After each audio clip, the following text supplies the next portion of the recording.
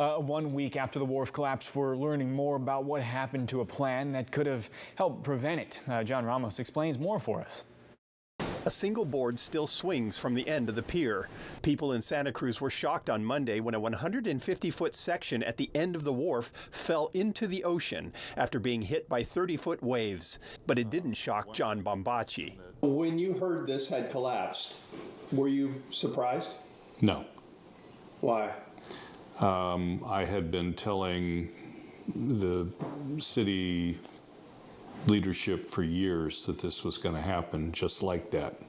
Bombachi worked for decades on the wharf, serving for the last 11 years as wharf supervisor before retiring in 2021. He says the structure had been slowly breaking apart for years, losing its shear, which is its ability to withstand the force of the water coming from the sides. There has to be structural integrity there, or everything starts to move independently. And it was moving Yes. lately? Yes. My immediately thought is this is just a tragic unforced error. Because we had a plan in place back in 2013 to prevent exactly this. Bombachi says they had a proposal ready to go with funding that would have widened the pier, adding a pedestrian walkway on each side. He is convinced that would have strengthened the structure, preventing Monday's collapse, but it never happened. CEQA lawsuits from a small group of residents stalled the project, and the California Coastal Commission restricted construction to only winter months to protect nesting seagulls. And then also, just for like normal maintenance, they implemented a 300-foot buffer around any nesting seagull. So if you look at the wharf, it takes 5 seagull nests to basically knock out the entire wharf.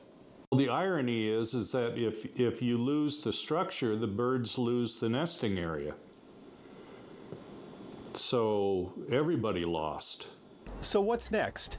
The wharf remains closed for now, but there is a question whether it will be repaired at all. On Friday, Mayor Fred Keeley told the media, quote, "It would be irresponsible if we didn't ask the question, what is the right thing to do here? But to say we're simply going to put it back is, I think, much more risky." Rebuilding the end of the wharf seems unlikely, but for the rest of it to continue to stand is going to take a lot of work. A longtime resident named Jesse thinks it's worth it. Oh, I'm just hoping though that they can repair it. I want to think for the best, you know. For probably the last 100 years, there's been a boardwalk and a wharf here.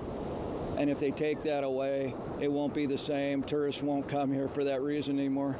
It could happen. I hope this is a wake-up call and they just, they were poised to start doing all of this work. It's just, it's a little late in the game.